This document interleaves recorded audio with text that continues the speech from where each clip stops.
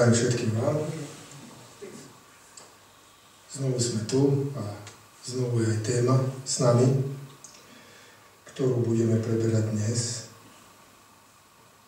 A tá téma je vlastne otázka, či existuje aj nejaká radostná správa. My sme včera hovorili tu o smutnej správe, o tom, ako prví ľudia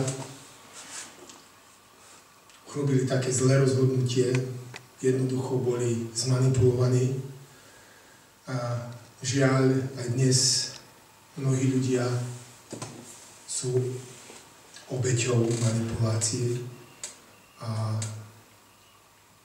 správa, ktorá sa dostáva medzi ľudí, taktiež je častokrát zmanipulovaná a má za úlohu, aby rozhodnutie ľudí smerovalo určitým smerom.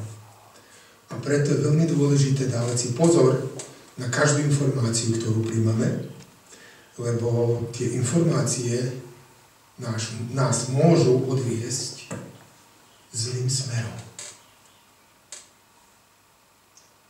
A my máme jednu knihu, ktorá sa volá Biblia, ktorá nás volá, aby sme sa rozhodli kráčať jedným smerom života, ktorý je užitočný pre nás. Otázka je samozrejme, či my na tú knihu odpovieme pozitívne alebo negatívne. Tak jednoducho tá kniha je taktiež, ak sa pamätáme od včera, tak tá kniha je taktiež nástrojom komunikácií. Čo to znamená? Ona nemanipuluje s nami, nekladie určité podmienky, ak budete toto, tak bude tak, ak bude to, tak bude tak, ale jednoducho necháva určité informácie a tie informácie, ktoré my môžeme dostať z nej, si môžeme vážiť alebo nevážiť. Ak si vážime, tak sa rozhodneme potom tie informácie prijať a žiť podľa tých informácií.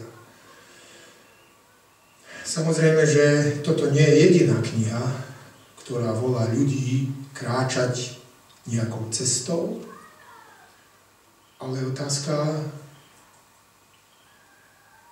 ktorá kniha naozaj núka tú pravú alebo najvzácnejšiu cestu, ktorú ľudia môžu kráčať.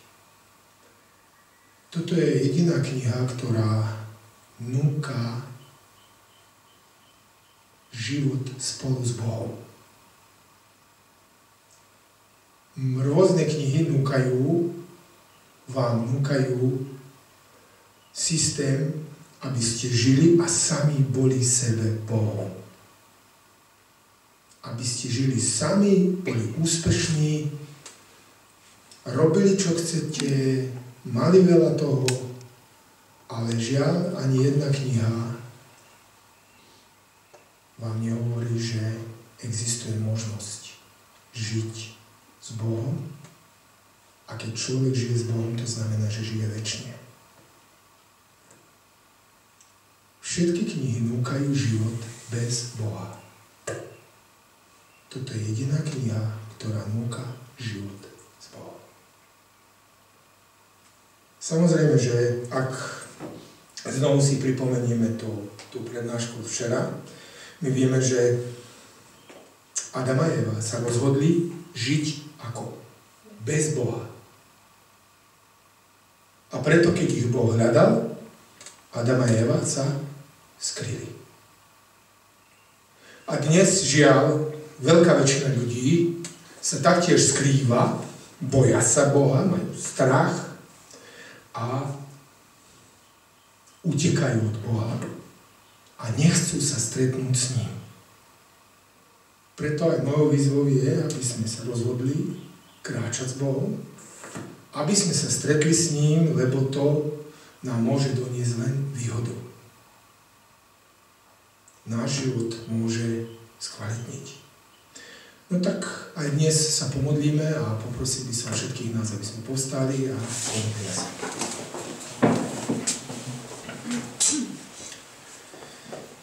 Pane Bože, my sme Tebe vďační, že sme dnes tuto, že môžeme otvárať Tvoju knihu, Bibliu, ktorá nás učí určitom spôsobe života, taktiež nás učí, ako kvalitne žiť a prosíme ťa, aby si bol Ty prítomný a taktiež nás učil, čo je dôležité pre nás. Ďakujeme Ti na každému požehnaniu, ktoré si dnes pripravil pre nás. Amen. Amen.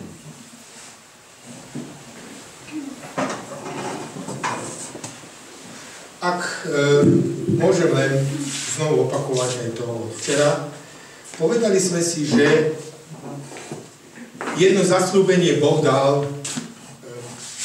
tým prvým ľuďom, Adamovi a Eve. Dal im zasľúbenie, že príde niekto, kto tomu nepriateľovi zastane na hlavu, že jednoducho zničí ho, alebo inými slovami odhalí jeho pravý spôsob konania, ale pretože to urobí, ten, ktorý príde, bude taktiež zranený, ten had ho uštipne za petu, inými slovami, on zomrie od toho uštipnutia hadovho. Počas mnohých stáročí, aj to sme si povedali, že Eva hneď, keď dostala prvého syna, dala mu meno Kain, nadobudnutý, ten, ktorý ich vráti späť do ráju, z ktorého boli vyhnaní, ale vieme, že Kain to neurobil, tak mnohé stáročia ľudia čakali spasiteľa. Toho, ktorý ich spasí z toho strašného života, ktorý už mal koniec, ktorý nebol nekonečný život, to bol život, ktorý mal koniec. A je zaujímavá správa, ktorej píše, že Adam žil iba 900 a niečo rokov. Aj to je naozaj len, alebo iba, to je chvíľa oproti večnosti. A my, ktorí dnes žijeme 60, 70, 80 rokov, si hovoríme, ešte niekto, kto dožije 100 rokov, no, ten sa nažil, tak? Je to zaujímavé. No, tak počas stáročí čakali Mesiáša, čakali Spasiteľa, čakali niekoho, kto ich vráti späť do toho prvého vzťahu, že ich vráti späť k Bohu.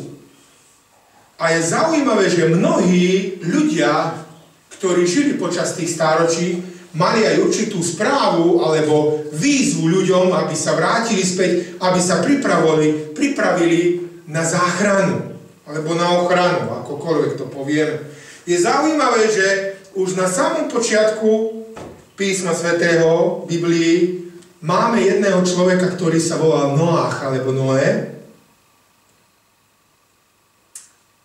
ktorý hovoril ľuďom, že bude padať voda z neba.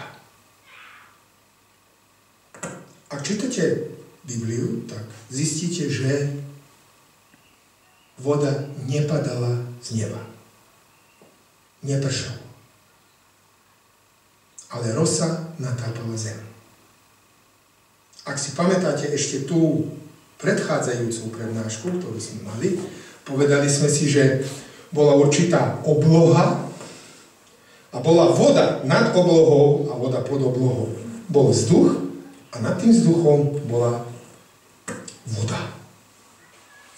Cez tú vodu slnko svietilo. Teraz kto lepšie pozná fyziku, tak on vie, čo znamená, keď sa svetlo láme cez vodu, takzvaný zákon prizmy, čo znamená, že naša zemeguľa mala rovnakú teplotu na celej plochy. Taktiež dážď nepadal, ale tá rosa natápala zem a tak rastliny rásli. Ľudia nikdy nevideli dážď, A Noé prichádza so správou, že bude prúdiť voda. Čo myslíte, koľkí mu uverili v tú jeho správu? Nikto. Jeho rodina, jeho manželka, 3 synovia a ich manželky.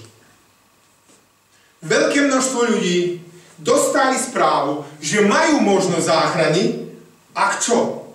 Zídu do korábu, ktorý robil Noé.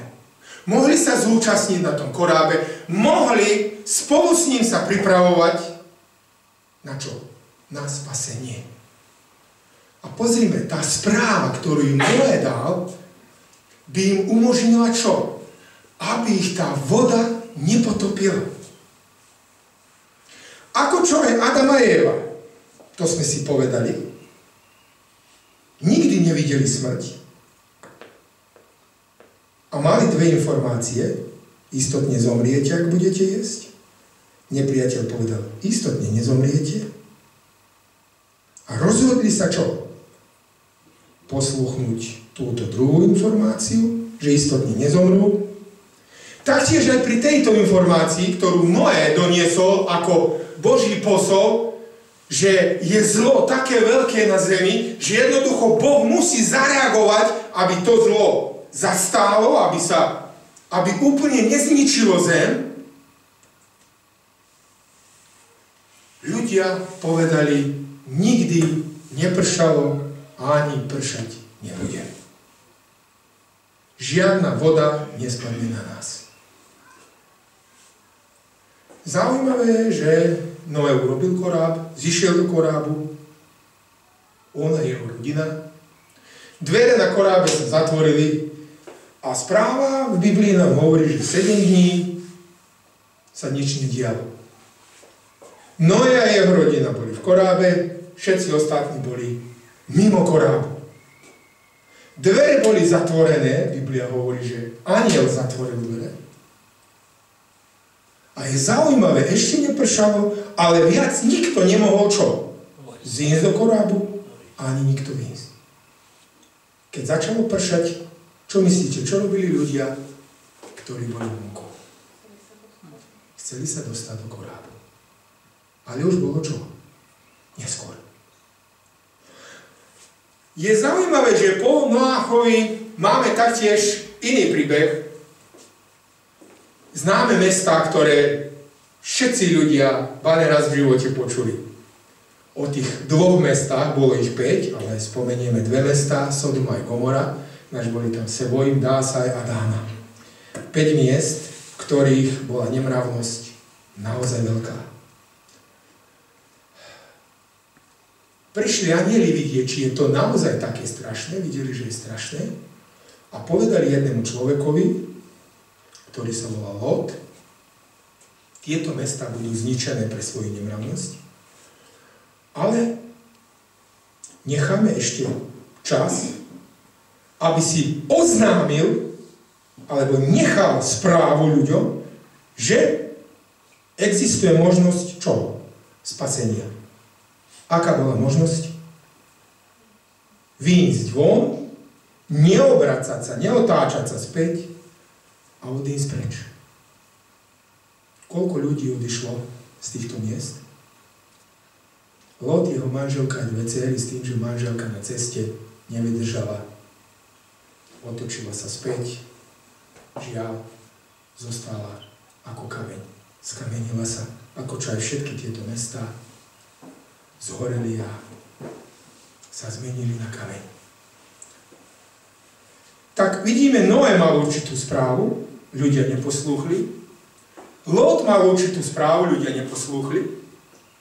Preskočíme teraz to obdobie, aby sme nespomínali mnohých iných ľudí, boli tzv. Proroci. Alebo kto boli proroci, o ktorých píše Starý zákon? Proroci boli ľudia, ktorí mali jednu úlohu. Volať ľudí, aby čo urobili? Aby prijali informáciu od Boha. Alebo inými slovami, volať ľudí, aby sa vrátili späť k Bohu. aby sa neskrývali ako Adam, aby neutekali od Boha, nežili bez Boha, ale aby čo? Aby žili s Bohom. A tak prichádzame do nového zákonu, ako je aj Biblia podelená, a nový zákon patrí Ježišovi Kristovi, jeho narodeniu a jeho živote. Pred narodením Ježiša Krista existoval jeden človek, ktorý sa volal Ján. A Ján mal správu, ktorú hovoril všetkým ľuďom. Čiňte pokánie, lebo sa priblížilo kráľovstvo Božie. Čo znamenalo to slovo pokánie? Skúsim vám to vysvetliť, lebo sa používa grécke slovo, ktoré znie metanoeo, čo znamená zmena zmýšľania. Nerozmýšľajte viac tak, ako čo rozmýšľajte. Nemyslíte si, že ten váš život je taký, aký je dobrý. Existuje iná možnosť. Zmeňte svoje zmýšľanie. Rozmýšľajte iným spôsobom, takým, ako Boh chce, aby ste rozmýšľali. Mnohí ľudia prichádzali k tomu Jánovi, ale taktiež aj mnohí ho odmietli. A bolo zaujímavé, že mnohí z tých ľudí sa vysmievali Jánovi. To bol Ján, ktorý mal jeden prídavok tomu svojmu menu. Volal sa Krstiteľ, nie preto, že mu to bolo priezvisko, ale pretože to robil, krstil ľudí. Krstiteľ je v originále baptizo, čo znamená ponoriteľ, ak by sme to povedali správne slovensky, neviem, či by sa tak dalo povedať. Znamená, to bol človek, ktorý tých, ktorí vyznali, že ich zmýšľanie nie je správne, a tých ľudí, ktorí chceli zmeniť svoje zmýšľanie, on ich ponáral do vody a tým pádom symbolicky oni zomierali tomu starému zmýšľaniu a vstávali z tej vody v novom rozmýšľaní. A zaujímavé, mnohí odchádzali šťastní, ale mnohí nechceli to robiť, mnohí sa mu vysmievali, mnohí sa ho pýtali, kto si ty, čo chceš, odkiaľ prichádzaš a tak ďalej. Jednoducho, ľudia vždy budú mať pochybnosť v určitých správach, ktoré Boh posiela skrze ľudí. Ako čo ste videli, Boh používa používa človeka, aby určitú informáciu odovzdal všetkým ľuďom. To je jeho spôsob. Riedko kedy a riedko komu sa Boh osobne zjaví. To je málo ľudí, ktorí mali príležitosť, ak môžem tak povedať, priamo komunikovať s Bohom. Jeden z takých bol Mojžiš. Mojžiš priamo komunikoval s Bohom a ako dopadlo, keď tú správu, ktorú dostal od Boha, povedal svojmu ľudu, ktorého viedol cez púšť 40 rokov. Ten ľud zobral kamene a chce ho zabiť. Aj to bude vždy tak. Bolo, aj bude. Kedykoľvek prichádza správa od Boha, prichádza určitá informácia, radostná správa, ak ste si všimli, aj Noé hovoril o spasení, Lót o spasení, Ján Krstiteľ hovoril o zmeni života, aby mal hodnotu, čo lepšiu, aby ten život mal zmysel, dokonca tak sa aj volajú tieto všetky prednášky, celý seriál, aby ten život mal zmysel, ale ľud to nechcel prijať. Prišiel dokonca aj Ježiš, ktorý taktiež mal určitú správu pre ľud. Ale je zaujímavé, že ten národ hovoril takto. Vieš čo, ten Mojžiš ešte aj bol za niečo. Ale ty, teba neposluchneme. Mojžiš, keď hovoril svojmu národu, oni povedali, áno, Noé bol niečo, ale teba neposluchneme. Dnes taktiež existuje určitá informácia, ktorá je usmernená nám, ľuďom. A čo ľudia hovoria? Viete čo, ten Mojžiš možno aj mal určitú pravdu, ten Ježiš Kristus, áno, kresťania ho uznávajú ako spasiteľa. A poviem vám, že mnohé náboženstva ho uznávajú ako vzácneho človeka, dokonca proroka, dávajú mu určitú hodnotu. Ale málo ľudí, ktorí informáciu, že Ježiš, spasiteľ sveta, prijímajú. A ja chcem dnes večer, aby sme prečítali jednu správu, ktorú zapísal prorok Hageus, ale ho citoval apoštol Pavel, keď kázal množstvu národa v jednom meste, v Pisickej Antiochii, kde boli prítomní aj Židia, aj tí, ktorí neboli Židia, alebo tzv. Pohania, ľudia, ktorí jednoducho nepoznali toho živého Boha, ako ho poznali Židia. A pozrime, akú správu im odozdáva Pavel. Budem čítať z knihy Skutky apoštolov, z 13. kapitole, verš číslo 41.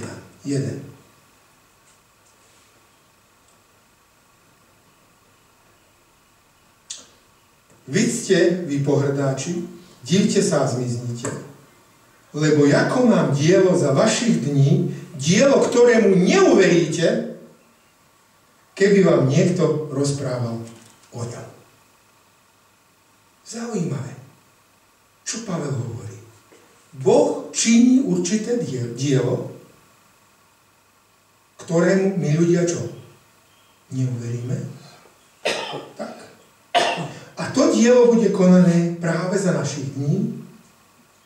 A ľudia neuveria, aj keby im niekto o tom rozprával. To znamená, že Boh má správu aj dnes. Pre každého z nás. Boh aj dnes volá každého z nás, ako čo volal aj Adama. Adame, kde si? Tá otázka znie aj dnes. Každému z nás sa Boh pýta, kde sa nachádzame, kde sme na tej našej ceste. Či kráčame k nemu, lebo ideme od neho, či chceme mať určitý vzťah s ním, alebo nie, či si vážime jeho informáciu, alebo nie. Sám Ježiš Kristus povedal, aby sme sa nebali, alebo nemali strach. A evanjelista Ján zapísal tú správu, ktorú Ježiš Kristus nechal všetkým nám. Tá správa je zapísaná v 14. kapitole Evanjeliuma podľa Jána, od 1. verša. Nech sa neláka vaše srdce, verte v Boha, verte aj vo mňa. Strach je veľký problém. Všetci my máme strach z budúcnosti. Nikto z nás nemá nejakú istotu a povie, a čo? Viete, ja som v 90. roku myslel, že môj život bude krásny. Žil som v jednom štáte, ktorý sa volal Jugoslávia, a v 91. roku Jugoslávia sa rozpadla. Prišla vojna, ľudia začali hynúť. Zaujímavé. Všetci, ktorí mali nejakú istotu v budúcnosti, ju stratili. A dnes najväčší problém, ktorý znie, je ten, že ľudia majú strach. Z čoho? Z budúcnosti. Táto správa, ktorá je v tejto krásnej knihe, nám hovorí, nebojte sa, nech sa neláka vaše srdce. Stačí veriť tejto správe. Stačí veriť, že toto, čo tuto píše, je pravda. Ježiš hovorí, verte v Boha, verte vo mňa. Prečo by sme mali jemu veriť? Pretože on má určité zasľúbenie pre nás. Ktoré je to zasľúbenie? V dome môjho otca je mnoho príbytkov a keby nebolo, tak povedal by som vám. To znamená, keby niečo inak bolo, Ježiš by to povedal. Čo hovorí ďalej? Pretože vám idem prihotoviť miesto a keď odídem a prihotovím miesto, všimnime si teraz, čo hovorí. Prídem zase.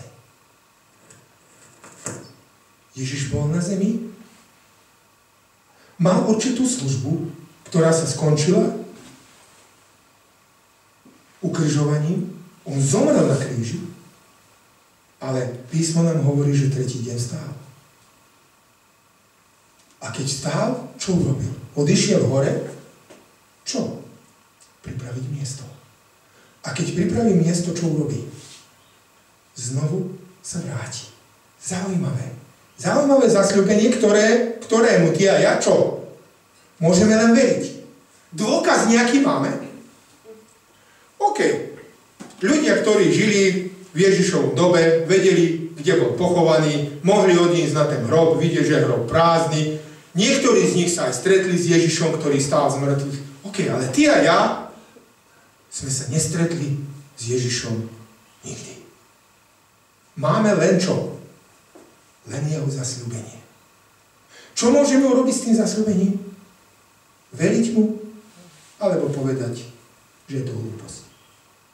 Žiadne príbytky, žiadne domy, žiadne nejaké nebeské kráľovstvo. Nič z toho nie je, lebo keby bolo tak, nejaký dôkaz by sme asi mali, lebo by sa nám niečo ukázalo, nejaké znamenie, nejaký zázrak. A kto koná zázraky, čo sme si povedali včera? Kto koná zázraky, aby teba aj mňa odvietol na inú cestu? Boh nikdy nepoužije zázrak, aby dokázal, že on existuje.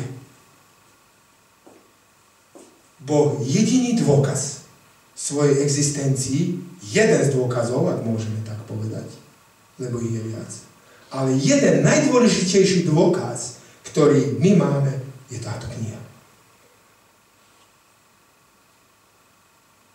Áno, v dejinách píše, že existoval určitý Ježiš, ktorý žil v Palestíne vtedy a že bol ukrižovaný. A dejiny hovoria, ale len, že existoval taký človek, ktorý žil tam a tak ďalej. Ale táto kniha hovorí o tom Ježišovi ako spasiteľovi. A táto kniha núka to zasľúbenie. Prídem zase a poberiem si vás k sebe, aby ste tam, kde som ja, aj vy boli. Pozrime, čo chce Ježiš, aby sme žili s ním. Čo sme povedali na počiatku, existujú mnohé knihy, ktoré núkajú určitý spôsob, čo máte robiť, aby váš život bol úspešný. Ale len jedna kniha vám núka možnosť žiť s Bohom. A to je táto kniha.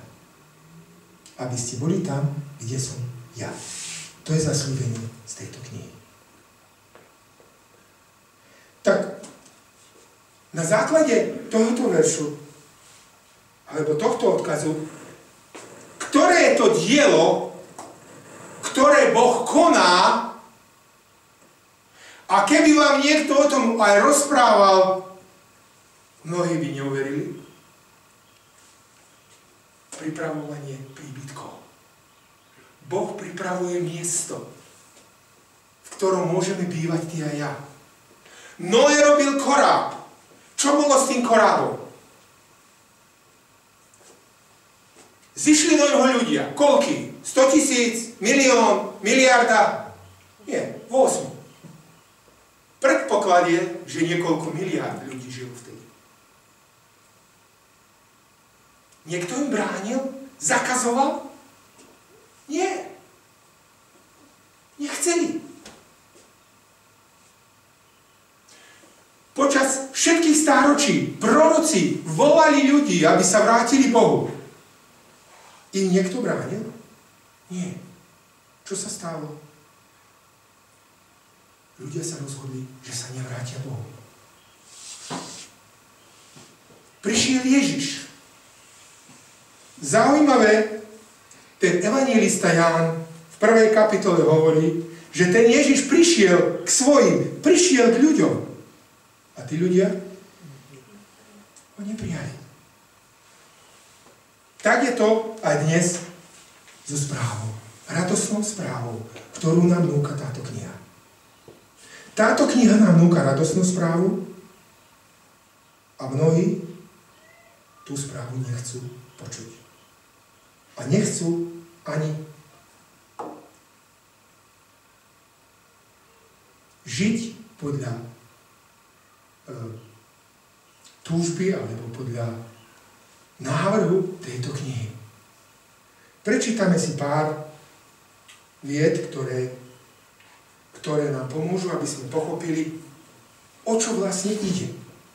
My včera sme hovorili, že Adam a Eva sa stretli s Bohom, dostali určitú informáciu od Boha, ale sa stretli aj s nepriateľom Božím a dostali určitú informáciu aj od nepriateľa. Pozrime, čo nám táto kniha hovorí o tom nepriateľovi Božiem.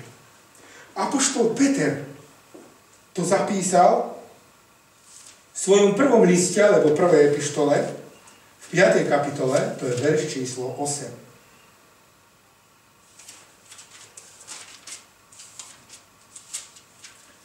Prvá epištola Petrova, 5. kapitola, verš číslo 8. Apoštol Peter nechal odkaz všetkým nám. Buďte triezvi a bdejte. Zaujímavé. Buďte vedomí, v akej ste situácii. Dávajte si pozor. Zaujímavé. Dávajme si pozor. Aký pozor si máme dať? Váš protivník diabol obchádza ako revúci lev a hľadá, koho by zožral. Zaujímavé. Váš nepriateľ, diabol, chodí ako revúci lev a hľadá, koho by zožral.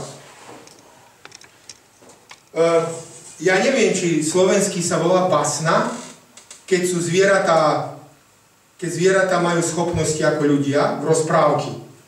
Rozprávka. Ezop písal tie basny. No, dobre. Je známa Ezopová bajka, ak môžeme ju tak nazvať, o 4 bykoch. Boli 4 kamoši a chodili spolu pásť trávu. 4 bykovia. Žili krásne. Žili v spoločenstve. A existoval lev, ktorý ich chcel zožrať. Ale mal problém lev.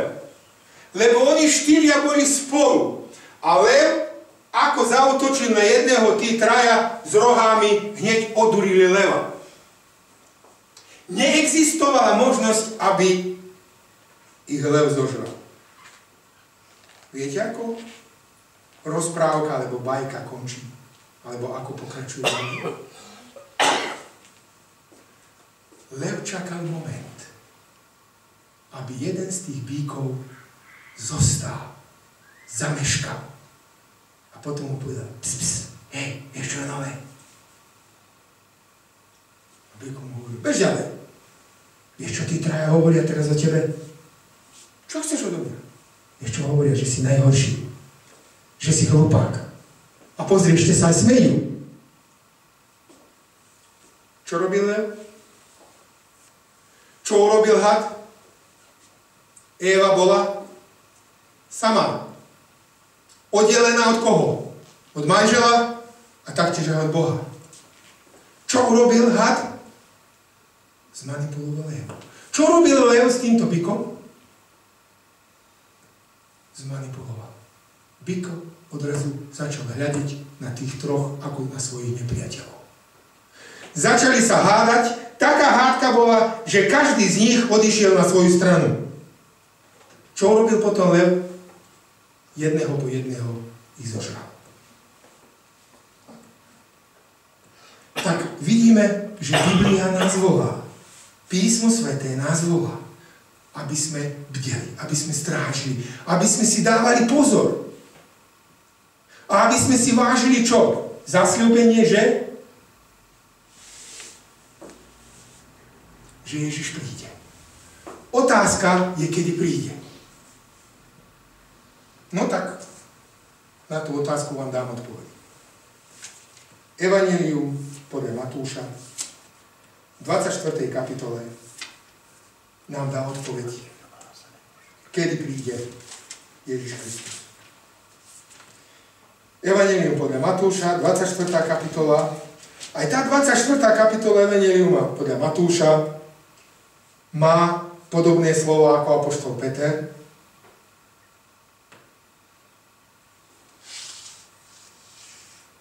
Lebo Ježiš začína svoj odkaz svojim učeníkom nasledovným spôsobom.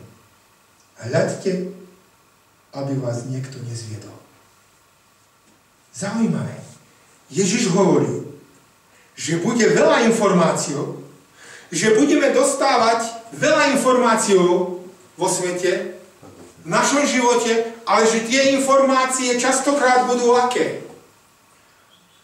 Zmanipulované, falošné a že budú mať za úlohu čo? Zviesť nás z tej správnej cesty. Aby náš život stratil zmysel. A kedy sa toto všetko skončí, Ježišov odkaz je v tejto 24. kapitole vo verši číslo 14. Hovorí takto. A toto evanjelium o kráľovstve Božom bude hlásané po celom svete na svedectvo všetkým národom a vtedy príde koniec. Čo hovorí Ježiš? Toto evanjelium. Čo je evanjelium? Evanjelium znamená radosná správa. A ktorá je radosnejšia správa od tej, že Ježiš znovu príde, aby odviedol ľudí kde? Tam, kde aj on sám žije. Viete, je zaujímavé, že my dnes sa k nejakému kráľovi alebo prezidentovi môžeme dostať len ako návštevníci a to môže trvať určitý čas, koľko ten kráľ alebo prezident chce a potom musíme tu jeho palác, ten jeho dom, čo? Opustiť. Jediný kráľ, ktorý chce, aby si večne žil v jeho paláci, v jeho kráľovstve, v jeho dome, je Ježiš Kristus. Ani jeden kráľ vám toto neponúkne. Len Ježiš Kristus. A je to zaujímavé. A evanjelium je grécke slovo, ktoré znamená radosná správa. A táto radosná správa bude hlásaná kde? Po celom svete. Všetci ľudia budú mať možnosť informovať sa, a ak dnes neexistuje možnosť informovať sa, povedzte mi, kedy existovala možnosť. Internet, televízia, rozhlas, knihy, peniaze, ktorými môžeme kúpiť knihy. Takéto prednášky, ako čo je táto.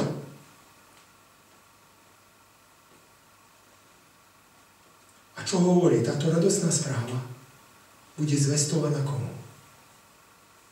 Všetkým ľuďom. A potom príde koniec. Koniec čoho? Hriechu, koniec zla. Koniec roztrhnutého vzťahu medzi Bohom a človekom. Vtedy príde koniec. Znovu sa dá vzťah do poriadku. A my sme svedkovia,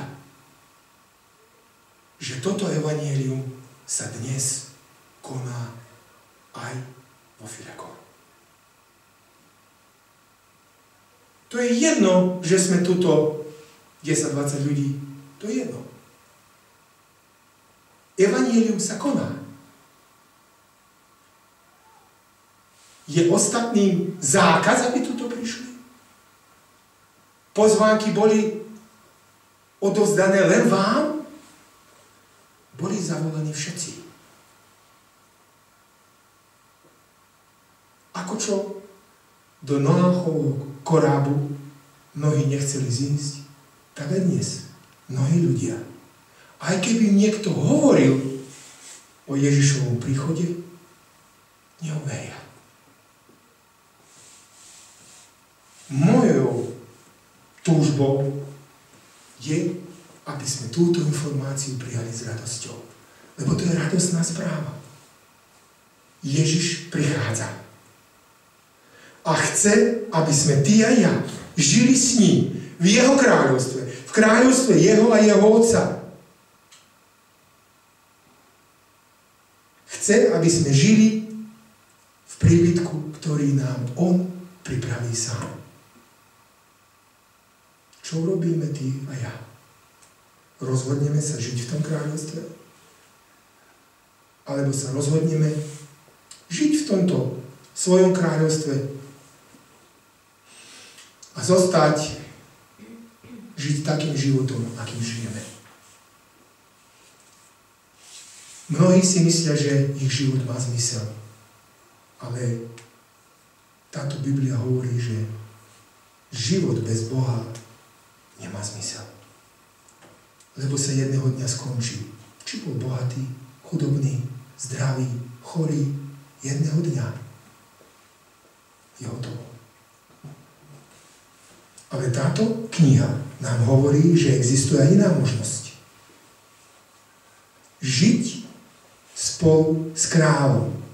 S kráľom celého vesmíru.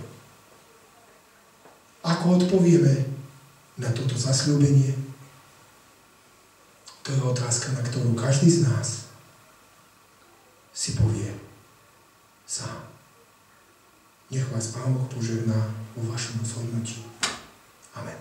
Amen. Amen. Tak staneme na modlitbu.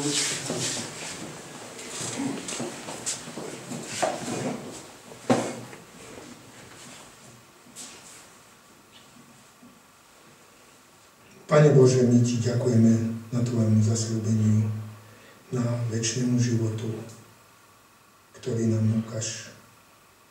Ďakujeme Ti, že Ty chceš napraviť a opravuješ všetko, čo bolo zrušené, osobite náš vzťah s Tebou. A ďakujeme Ti, že si preto aj poslal Ježiša na túto zem. Že Ježiš urobil všetko, aby sme sa my mohli vrátiť k Tebe. A ďakujeme Ti, že Tvoju radosnú správu nielen, že môžeme počúvať, ale že môžeme aj hovoriť iným, že existuje východisko z pasce, do ktorej nás nepriateľ dostal. A to východisko je večný život s Tebou. Ak veríme a príjmeme Tvoju výzvu, Tvoje pozvanie, my môžeme jedného dňa, keď Ty prídeš, byť s Tebou a žiť večne s Tebou. Požehnaj každú dušu, ktorá žije v tomto mieste a pomôž, aby veľké množstvo sa rozhodlo byť pripravené ťa privítať, keď prídeš a zoberieš tvoj ľud k Tebe hore do neba. Amen.